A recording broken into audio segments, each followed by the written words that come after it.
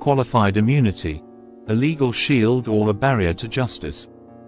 Qualified immunity is one of the most debated doctrines in American law, particularly when it comes to the accountability of government officials, especially police officers. Originally intended to protect government workers from frivolous lawsuits, this legal shield has come under intense scrutiny in recent years. Critics argue that it undermines civil rights by preventing victims of misconduct from seeking justice, while defenders claim it is necessary to allow officials to do their jobs without the constant threat of litigation. Understanding the complexity of qualified immunity requires exploring its origins, how it is applied, and the calls for reform that have grown louder in response to concerns about police accountability. Qualified immunity was established by the Supreme Court in the late 1960s to balance two key legal principles: holding public officials accountable for their actions and ensuring that they are not deterred from performing their duties out of fear of personal liability. In the 1967 case Pearson v. Ray, the court ruled that police officers who acted in good faith and with probable cause could not be held liable for false arrests under federal civil rights laws. This decision was later expanded in the 1982 case Harlow v. Fitzgerald, which created the modern version of qualified immunity. The court held that government officials are immune from lawsuits unless they violated a clearly established constitutional right that a reasonable person would have known. In theory, qualified immunity provides a fair safeguard for public officials.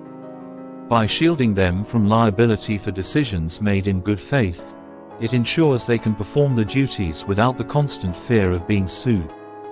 The goal was to prevent excessive litigation that could paralyze the functioning of government agencies and discourage people from serving in public office, particularly in high-stakes, high-pressure roles like law enforcement.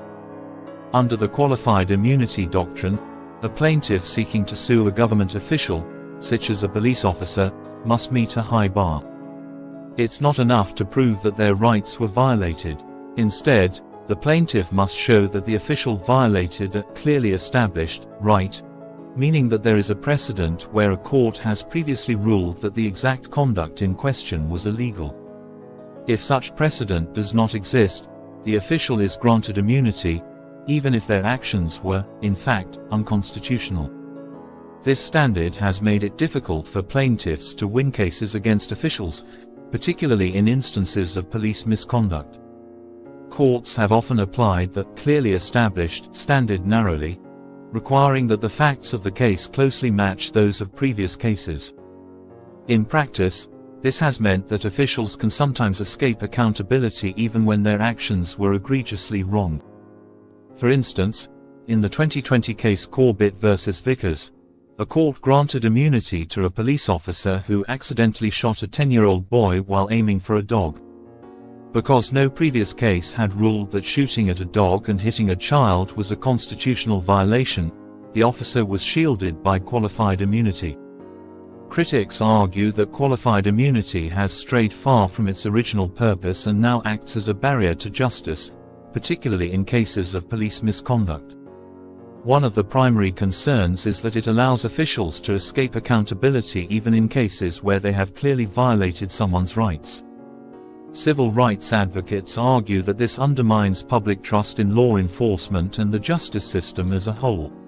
If officials are rarely held accountable for their actions, what recourse do victims have when their rights are violated? The case of George Floyd, whose death at the hands of Minneapolis police officers in 2020 sparked global protests, reignited the debate over qualified immunity. Many saw Floyd's death as emblematic of a broader problem of police brutality and the lack of accountability for officers. The police officers involved were initially protected by qualified immunity, a fact that outraged many activists who saw it as a legal shield that perpetuates systemic racism and injustice. In response to these concerns, legal scholars and civil rights organizations have called for reform or even the abolition of qualified immunity. They argue that the doctrine creates a nearly insurmountable hurdle for plaintiffs, preventing them from obtaining justice and enabling a culture of impunity among government officials. Ben Cohen, a lawyer and co-founder of the Campaign to End Qualified Immunity, described the doctrine as a cancer on civil rights, arguing that it blocks victims from holding those in power accountable for their abuses. Despite these criticisms, defenders of qualified immunity argue that it remains a necessary tool to protect public officials from frivolous lawsuits. They contend that without this protection, government employees, especially police officers, would be hesitant to make quick, decisive decisions for fear of being sued. Law enforcement, in particular, operates in situations where split-second decisions can mean life or death. If officers constantly feared lawsuits, the argument goes, it could lead to hesitation that endangers both officers and the public.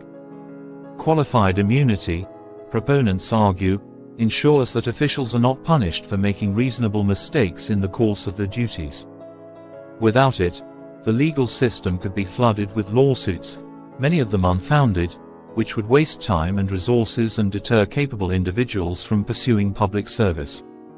Justice Samuel Alito, a consistent defender of qualified immunity, has expressed concern that weakening the doctrine could result in an onslaught of litigation that would overwhelm courts and unfairly punish government officials who acted in good faith. Despite these defenses, the movement to reform or abolish qualified immunity has gained traction. In 2020, U.S. Representative Ayanna Pressley and Senator Ed Markey introduced the Ending Qualified Immunity Act, which aimed to eliminate the doctrine. Although the bill did not pass, it reflected growing bipartisan support for addressing the doctrine's flaws. Public opinion, particularly in the wake of high-profile cases of police violence, has shifted toward holding government officials more accountable for their actions. There are also calls to reform qualified immunity without eliminating it entirely. Some legal experts suggest that courts should interpret the clearly established standard more broadly, allowing plaintiffs to bring cases even if there is no direct precedent for the specific misconduct they experienced.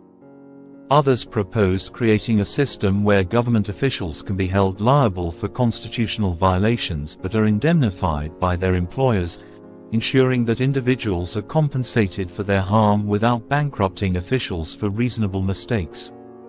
Qualified immunity remains a deeply divisive issue, raising important questions about the balance between protecting public officials and ensuring accountability for civil rights violations. On one hand, the doctrine was created to prevent excessive litigation and ensure that officials can perform their duties without fear of constant lawsuits. On the other hand, its application has made it difficult for victims of misconduct, particularly police misconduct, to seek justice. As the national conversation about policing and government accountability continues, the debate over qualified immunity will remain central. The challenge is to find a balance that protects government officials from frivolous lawsuits while ensuring that victims of genuine misconduct have a path to justice. Whether through reform or elimination, addressing the flaws in qualified immunity is critical to maintaining public trust in government institutions and upholding the principles of fairness and accountability in American law.